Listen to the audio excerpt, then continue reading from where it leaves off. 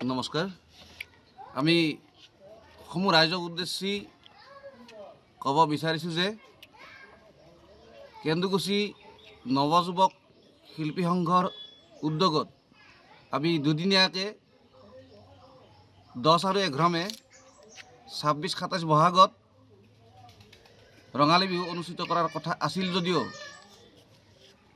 সাম্প্ৰতিক পৰিস্থিতিৰ প্ৰতি লক্ষ্য ৰাখি আমাৰ সন্মানীয় মুখ্যমন্ত্ৰী ডক্টৰ হিমন্ত বিশ্ব শৰ্মাদেৱৰ আহ্বানৰ প্ৰতি আমি কেন্দুকুছি ৰঙালী বিহু সমিতিয়ে সন্মান জনাই আমি নিজেই এই যি দুদিনৰ বিহুৰ কাৰ্যসূচী সকলো কাৰ্যসূচী বাতিল হোৱা বুলি ঘোষণা কৰিছোঁ।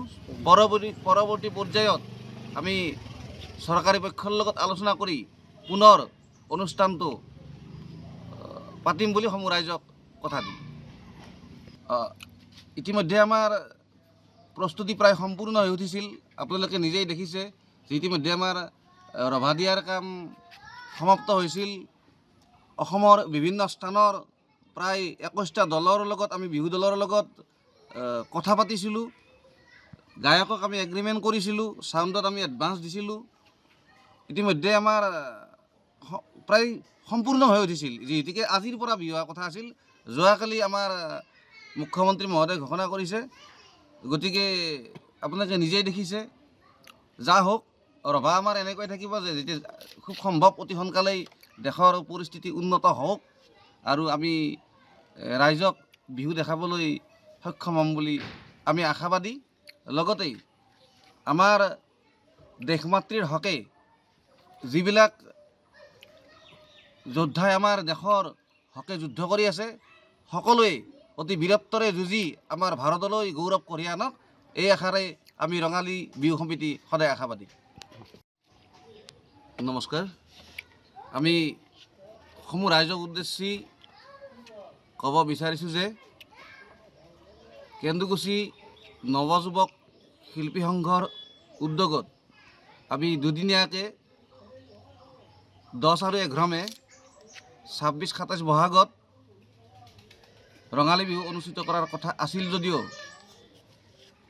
সাম্প্ৰতিক পৰিস্থিতিৰ প্ৰতি লক্ষ্য ৰাখি আমাৰ সন্মানীয় মুখ্যমন্ত্ৰী ডক্টৰ হিমন্ত বিশ্ব শৰ্মাদেৱৰ আহ্বানৰ প্ৰতি আমি কেন্দুকুছি ৰঙালী বিহু সমিতিয়ে সন্মান জনাই আমি নিজেই এই যি দুদিনৰ বিহুৰ কাৰ্যসূচী সকলো কাৰ্যসূচী বাতিল হোৱা বুলি ঘোষণা কৰিছোঁ।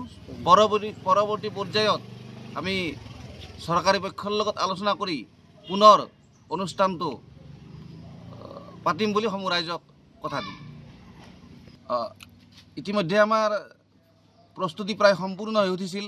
আপোনালোকে নিজেই দেখিছে যে ইতিমধ্যে আমাৰ ৰভা দিয়াৰ কাম সমাপ্ত হৈছিল। অসমৰ বিভিন্ন স্থানৰ প্ৰায় 21টা দলৰ লগত আমি বিহু দলৰ লগত কথা পাতিছিলোঁ। গায়কক আমি এগ্ৰিমেণ্ট কৰিছিলোঁ, চাউণ্ডত আমি এডভান্স দিছিলোঁ। ইতিমধ্যে আমাৰ প্ৰায় সম্পূৰ্ণ হৈ উঠিছিল। যিহেতুকে আজিৰ পৰা বিহু হোৱাৰ কথা আছিল, যোৱাকালি আমাৰ মুখ্যমন্ত্ৰী মহোদয়ে ঘোষণা কৰিছে।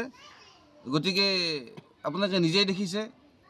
যা হওক, ৰভা আমাৰ এনেকৈ থাকিব যে যেতিয়া খুব সম্ভৱ অতি সোনকালেই দেশৰ পৰিস্থিতি উন্নত হওক আৰু আমি ৰাইজক বিহু দেখাবলৈ সক্ষম হ'ম বুলি আমি আশাবাদী।